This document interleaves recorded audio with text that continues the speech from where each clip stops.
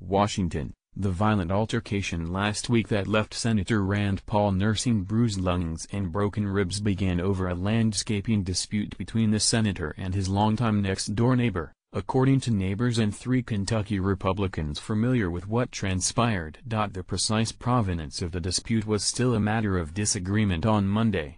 But the backstory of the fracas began to come into focus, and with it, the realization that Mr. Paul's injuries could keep him from Washington, where Republicans in the Senate hold only a slim majority, for some time. Mr. Paul had just stepped off a riding lawnmower on Friday when Renee Boucher, a retired anesthesiologist who lived next door, charged and tackled him.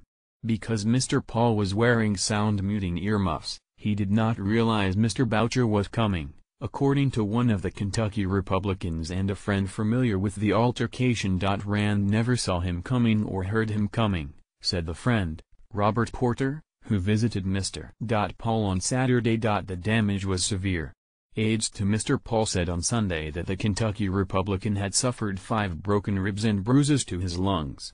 When a Kentucky State Police trooper showed up at Mr. Paul's home on Friday afternoon, the senator had small cuts around his nose and mouth, and had trouble breathing because of the injuries to his ribs. Continue reading the main story. The Trump White House, the historic moments, head-spinning developments and inside the White House intrigue. Here's how Trump has responded to recent attacks. Nov 6 Rand Paul had 5 ribs broken in attack, contrary to initial reports. Nov 5 I.R.S.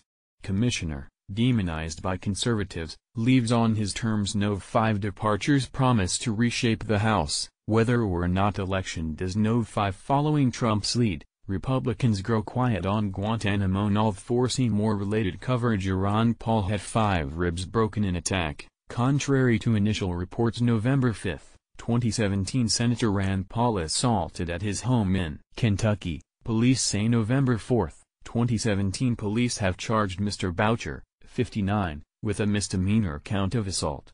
Authorities on Monday were considering raising the charge to a felony, given the severity of Mr. Paul's injuries. Mr. Paul, 54, has long stood out in the well-to-do gated neighborhood south of Bowling Green, Kentucky, that he calls home. The senator grows pumpkins on his property, composts, and has shown little interest for neighborhood regulations. But the spectacle of the incident, one former doctor attacking another in broad daylight, was altogether different. Competing explanations of the origins of the drama cited stray yard clippings, newly planted saplings and unraked leaves. "We don't have squabbles out here," said Jackie Douglas, a neighbor of the 2 men. "If you can afford to live out here, you tend to your own business." The 2 men were anything but strangers. Mr. Paul and Mr. Boucher have lived next to each other for 17 years, and at one point even worked at the same hospital. Mr. Boucher practiced for many years as an anesthesiologist and invented a rice-filled vest used for back pain. He now lives alone, neighbors said. Matthew J. Baker, a lawyer for Mr. Boucher, called the matter a very regrettable dispute between neighbors over a trivial matter. The incident has absolutely nothing to do with either's politics or political agendas, Mr. Baker said in a statement on Monday. "It was a very regrettable dispute between 2 neighbors over a matter that most people would regard as trivial. We sincerely hope that Senator Paul is doing well and that these 2 gentlemen can get back to being neighbors as quickly as possible," Mr. Baker said. In Kentucky and in Washington, Mr. Baker's comment about the trivial nature of the dispute prompted speculation about what had gone down, and how long Mr. Paul would remain at home. Neighbors said it was well known that the men had strongly divergent political views.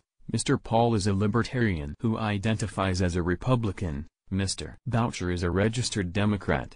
But they said the dispute had more to do with long-simmering tensions over their adjacent properties than politics. They just couldn't get along. "I think it had very little to do with Democrat or Republican politics," said Jim Skaggs, who developed a gated community and who lives nearby. "I think it was a neighbor-to-neighbor thing. They just both had strong opinions, and a little different ones about what property rights mean." Asked about long-leveled allegations that Mr. Paul had disregarded neighborhood regulations, Mr. Skaggs, who is also a former leader of the county Republican Party, said that the senator certainly believes in stronger property rights than exist in America. Mr. Porter, who says he spoke with Mr. Paul on Saturday after the incident, said the senator told him he and Mr. Boucher had not talked in years. Mr. Porter said he was not familiar with any landscaping disputes between the two neighbors. He is still unsure why he was attacked, Mr. Porter said. I don't know if he knows why he was attacked. Doug Stafford, a senior strategist to Mr. Paul, declined to answer questions about the dispute on Monday. He said only that it was a pending, serious criminal matter involving state and federal authorities. On Sunday, Mr. Paul wrote on Twitter that the altercation was an unfortunate event.